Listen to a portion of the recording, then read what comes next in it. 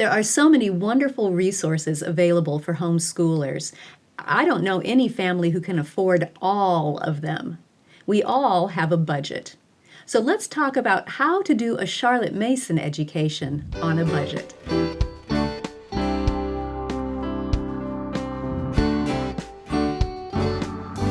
Welcome to the Simply Charlotte Mason podcast. I'm Sonia Schaefer. Joining me today is my friend and coworker, Karen Smith. We're going to talk about budgets.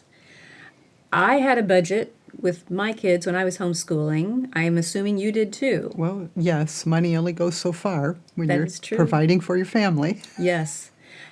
And so there's always choices that need to be made, what you're going to spend your money on.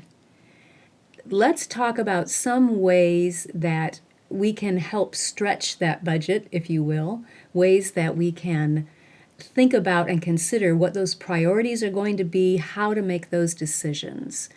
Where shall we start? Let's start with what you already have at home. That's a good place to start. Do you already have a book of poetry by the poet that you're going to study this year? Then you may not need to buy another one. Or even if you have an anthology of poetry, does it have several poems Yes. by that one poet that you Yes. could cull? Yes, that's a good idea. Same with a hymn book. Mm-hmm. Do you already have a hymn book at home, or one that you can borrow maybe from your church? Maybe your church has extras that you could borrow and take home to use. That's a way to do that if you're doing hymn study. Yes. And don't forget to look at the books that you already have in your home library for topics like history. You may already have a book on, say, the Revolutionary War, but it's not the exact title that we schedule in our lesson plans, but it covers the same material. You can substitute that book for the one that we've scheduled. If it's done in a living way. Yes. If it's a good living book. And we've talked about what makes a good living book in other episodes. We can leave links to that. Yes. Yeah, absolutely. For history, for geography, for literature. Yes. There are so many good literature books out there. Goodness, you could substitute all, the whole year long if you wanted to. Yes. So looking at what you already have is a good start for And- saving that money. And also then, I'm going to piggyback off of that, maybe not just what you have, but maybe also what your relatives have Yes. or your friends have that you might be able to borrow. Or your library has. And check to see if your library has interlibrary loan, so you can request from other libraries. And check to see if you have a Living Books library in your area. Oh, yes. And for some, a Living Books library that may be an hour's drive or so away. Oh, it's worth it. It's worth it. Yeah. Because we all know that public libraries do not have the same books that they had before. They've cleaned their shelves for things that people find more attractive today, whether they're good books or not. Yes. And that doesn't mean that they don't still have some of the good books. It varies by library, but a Living Books library is going to be a good source for those living books. So for those who are not familiar with what we're talking about the Living Books Library, usually it's one person who has experience with living books. They know what they're looking for, and they have collected over many years thousands of these. You salivate just thinking about all of these shelves and shelves of living books on so many different topics. And they maintain that collection and lend it to subscribing families. Yes. Usually the families pay a small fee Usually, yes. to help with the upkeep of that library and all that goes into it, because there's a lot that goes into maintaining one of those. But then the families can come to that library and borrow those living books. It is well worth, if you have one near you, it is such a blessing. Yes. And you can find a list of those at charlottemasoncommunity.com. Just check the little Living Books library and you'll see all of them listed to find out if there's one near you. Yes. And the other thing with libraries, whether it's a Living Books library or it's your local public library, use your librarians. They Yes. usually know the books that are in their libraries, and they love to help people find books that they're looking for, or at least on a topic that they're looking for, and they can be so helpful. So don't overlook asking your librarian. I want to put in one little, I'm not going to say pet peeve, I'm going to say helpful tip, helpful reminder to everyone. If you're borrowing a book, whether it's from a library, usually if it's from an organized library, then we are careful to give it back Yes. at the right time. But if we're borrowing it from a person, an individual, sometimes we forget. And I know over the years, both of our libraries have been diminished a little because books that have been borrowed were not returned. They're not returned. And these are like friends of ours that have Yes. disappeared. And when you're an introvert, you don't usually ask the people to return them. So just a helpful reminder, borrowing books is a great way Yes. to help with your budget. But if you borrow them, be sure to return them. And we can even talk about the habit. Charlotte had that habit, integrity in borrowed property. Ooh, It's a good habit. maybe she had experience with Maybe. this. Yeah, maybe.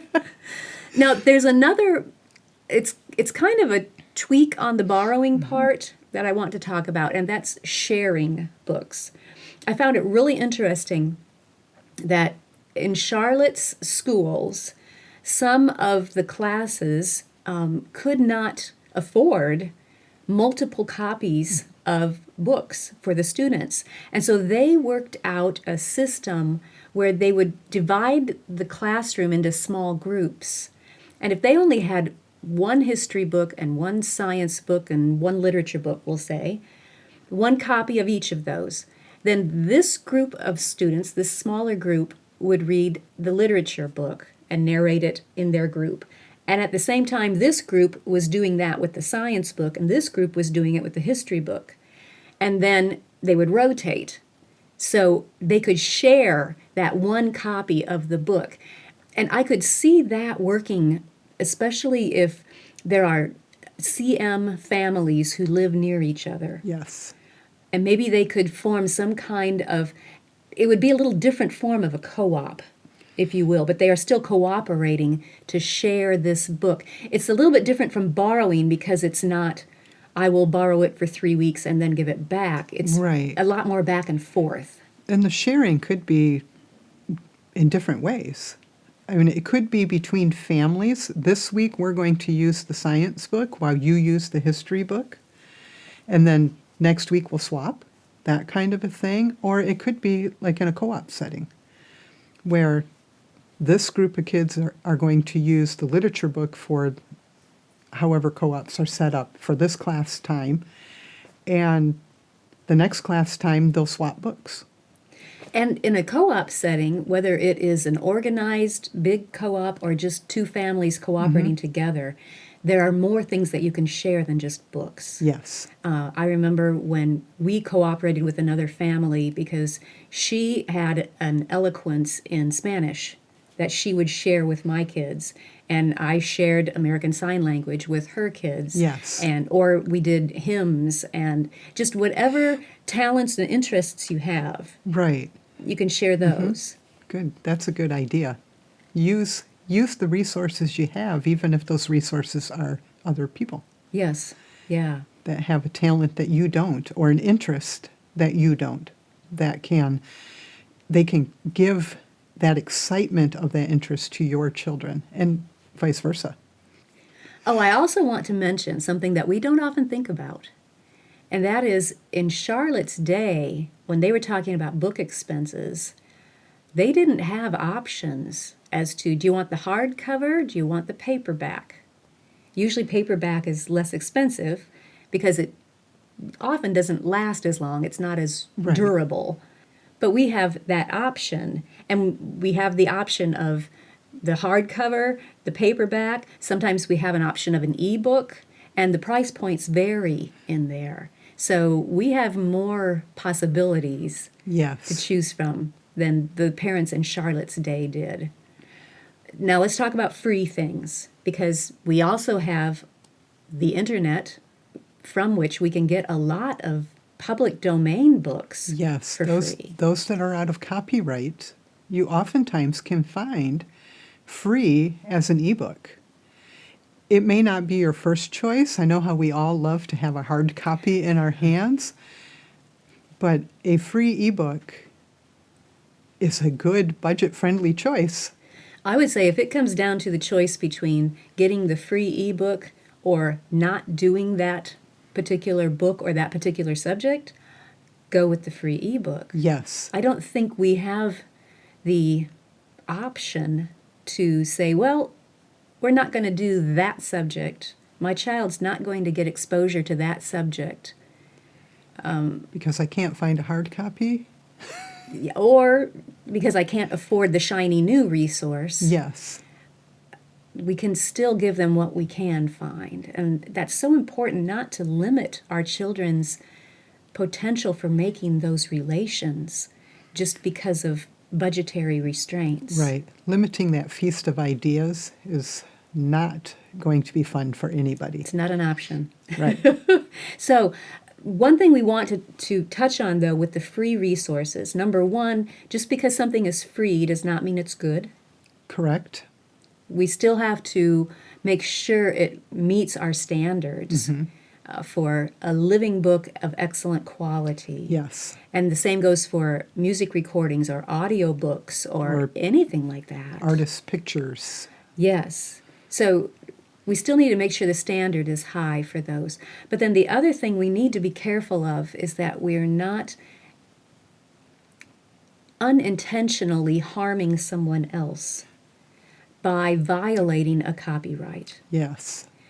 It is too easy, I think, for people to unknowingly violate copyright laws, especially with free things online. Just as an example, I have seen videos online that are free where a person will read aloud a book that is still in copyright. That's harming the author. Yes. Because authors usually get paid per book that's sold. And if it's out there for free, the author isn't getting what they're not getting paid for their work. Yes. And just because something is out there doesn't mean that it's legal. True. So, that's something to check and be aware of. There's something else very interesting while we're on this topic of books on video. In the book, The Enchanted Hour, Megan Cox Gurdon, I believe, is the author. Fabulous book. And she has a section in there on scientists who did studies of children who were being read to in person, sitting on their parent's lap or next to the parent, holding, the book physically, having this oral reading done live and in person versus watching a video of that book being read. And what was fascinating is when they were interacting physically in person live, their brain neurons were just firing all over the place. But as soon as they put them in front of a video, same book, or maybe it was a different book, I don't remember, but they're hearing a book read to them and seeing the pictures. So it's the same basic elements happening here. But it was on a video. Their brains just kind of quit working. They just kind of went into passive mode. It was fascinating to read about that difference. And that makes sense, because when you read a book with someone in person, there's a lot more that goes on than just what's being read on the page. There are connections being made, even if it's a young child and you're reading a picture book to them. Oftentimes you stop when there's something that your child can connect with, and you'll make a comment to your child. And just that physical touch of being nearby. Or you can react to the child's. Yes. You know, if they're looking at this picture, you're not going to just keep going. Right. And personally, I would find the pictures in a picture book easier to see if I'm being held or sitting next to the person reading it than if it's just being held up on a screen as it's being read. It was just an interesting article. Now, I don't think the same thing, well, audiobooks, there are advantages to those, but I think there's even more advantage to reading them in person if we Yes. can. Yes. So that's not to say we should never use the free resources that are out there. Oh, we should use what we can that's available if that's what we need to do to meet our budget, or that's the only thing that's available to us Yes. where we're at. Yes. So all of us have to make decisions about budget and where our money is going to be spent. No matter how much money there is to spend, everybody has to make those decisions. Yes. And so we can look at what we already have, and maybe, you know, we didn't mention this, but maybe drop hints and put it on Christmas lists and things of things you wish you did yes, have, that's a good idea. so that you'll have more of things to look for. So this is what I have. Also, what you can borrow from relatives, from libraries, From friends. from Living Books libraries, interlibrary loans, a lot of things can be borrowed and given back in a timely manner. Yes. Things that you can share with Yes. another family more frequently back and forth, or in a co-op setting. And it doesn't have to be just books. It can be music, it can be language, it can be The artist pictures. absolute, or art instruction even, all of those things. And then also what is free to us, because so many things are free on the internet now. Being careful in our choices there, Yes. but using those as they will help supplement that feast, as you said. Keep giving our children that feast of ideas. Thanks so much. If you enjoyed this podcast, be sure to subscribe so you don't miss an episode. We'll leave a link in the description to the charlottemasonandcommunity.com database where you can find Living Book libraries near you. Thanks for joining me. I'll see you next time.